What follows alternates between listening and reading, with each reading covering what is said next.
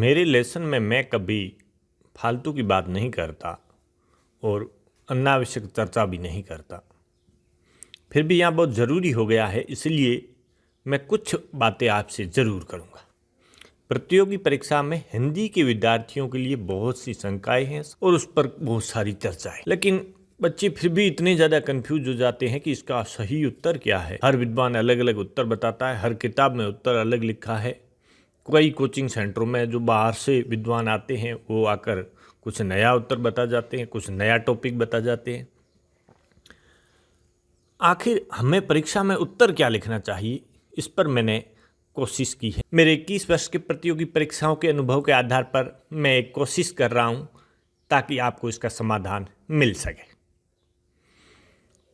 Coaching सेंटरों में अपनी दुकान चलाने के लिए कुछ विद्वान कुछ न कुछ नया परोसते हैं, कुछ नया चेंज लाते हैं या कुछ ऐसी बातें कहते हैं ताकि विद्यार्थी उसकी ओर ज़्यादा आकर्षित हो। आखिर सही उत्तर क्या है? तो मैं आपसे पहला सजेशन ये दूंगा कि आप ऑथेंटिक की किताब में उत्तर ज़रूर देखें। 9वीं से लेकर 12वीं तक की जो हिंदी व्याकरण की किताब आती है, या कहें कि माध्यमिक शिक्षा बोर्ड राजस्थान की जो भी पुस्तकें आती है, या हिंदी ग्रंथ अकादमी की कुछ पुस्तकें आती है, या ऐसे ही कुछ और ऑथेंटिक बुक्स, उनमें जो लिखा है उसको आप आरपीएससी को या दूसरी किसी भी परीक्षा लेने वाली संस्था को कोर्ट में चैलेंज कर सकते हैं।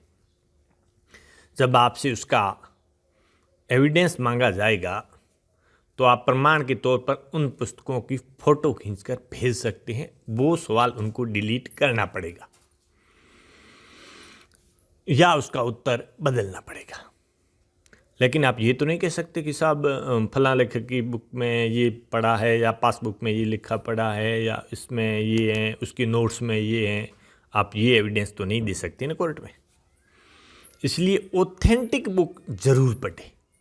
यदि आपको माध्यमिक शिक्षा बोर्ड की जो हिंदी व्याकरण की पुस्तक 9th से 12th के लिए आती है, उसमें जो उत्तर लिखा गया है आप उसको प्रमाणिक मानें और परीक्षा में उस उत्तर को ज़रूर दें।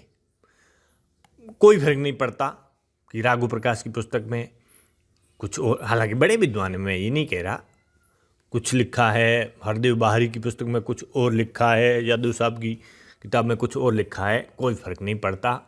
किस विद्वान ने आपको क्या पढ़ाया इसका भी कोई फ़र्क नहीं पड़ता। इसलिए आप ऑथेंटिक बुक्स का उपयोग करें। मैं इस यहाँ जो भी आपको पढ़ाऊँगा इस पर मैं सिर्फ ऑथेंटिक बुक से कोशिश करूँगा। और आपको यदि फिर भी कोई शंका है, आप समाधान चाहते हैं, तो ये मेरा चैनल यूट्यूब पे भी चलेगा और मैं इसको फेसबुक पे भी शेयर करता हूँ। तो आप इसके कमेंट्स में यूट्यूब में ज़रूर लिखें, मैं उत्तर देने की कोशिश करूँगा। हम कुछ चर्चा कर लेते हैं। तो सवाल जो परीक्षा में पूछे जाने योग्य है, इसमें हिंदी, ध्यान देना है, राजभाषा है, यानी राजकारी की भाषा। आप इसको मातृभाषा या कुछ और लिखा हुआ हर किताब में मिल जाएगा, लेकिन आपको परीक्षा में यदि सवाल पूछते हैं तो हिंदी क्या है? राजभाषा है। अगली बात, हिंदी का जो विकास क्रम है, हिंदी संस्कृत, संस्कृत से पाली, पाली से प्राकृत, प्राकृत से अपभ्रंश और अपभ्रंश से हिंदी बनी। हिंदी से बहुत सी स्थानीय भाषाएं आई। अब बोली में और भाषा में क्या फ़र्क होता है? भाषा का स्थानीय रूप बोली कहलाता है। अंतर क्या है? साहित्य, व्याकरण, शब्दकोश और क्षेत्र के आधार पर भाषा का साहित्य, व्याकरण और शब्दकोश तथा क्षेत्र विस्तृत होता है, जबकि बोली का या तो नहीं होता है या बहुत छोटा सा होता है। लिपि की बात करें, भाषा जिस चिन्हों के साथ लिखी जाएगी उसको लिपि कहते हैं। हिंदी की लिपि देवनागरी है, परीक्षा में पूछा जा सकता है। इसी प्रकार पंजाबी की गुरुमुखी और उर्दू की फारसी में और इंग्लिश रोमन में लिखी जाती है। वैसे परीक्षा में ये नहीं पूछा जाएगा। स्वर की बात करें तो आपको 11 लिखने हैं, अ से लेकर औ तक, री को शामिल करते हुए। मात्राएं पूछे तो 10। हर स्वर की अपनी एक मात्रा है, लेकिन अ की कोई मात्रा नहीं होती, इसलिए अ बिना मात्रा का है, तो कुल 10 हो गए। एक अनुस्वार है, ये अनुनासिक है, ये विसर्ग है। संयुक्त व्यंजन कितने हैं? 4, छ, त्र, ज्ञ और स्र। और व्यंजन कितने हैं? 33 क से लेकर ह तक। कुल कितने हो गए? 44। कहीं कहीं आपको 48 लिखे मिलेंगे, कहीं और कुछ ज़्यादा, तो आप इस पर कंफ्यूज बिल्कुल भी ना हो। यहाँ 44 आपको उत्तर लिखना है। ये गृहीत स्वर है। ये गृहीत स्वर इंग्लिश से आया ओ, जैसे डॉक्टर पे अपन मात्रा लगाते हैं वो। और व्यंजन की बात करें तो ख, क, ख, ग, ज और फ, ये रेफ लगा हुआ है, ये रेफ वाले उर्दू के। ध्वनि, भाषा की सबसे छोटी इकाई ध्वनि है। यदि ध्वनि के और खंड नहीं किए जा सकते, ये सबसे छोटी इकाई है।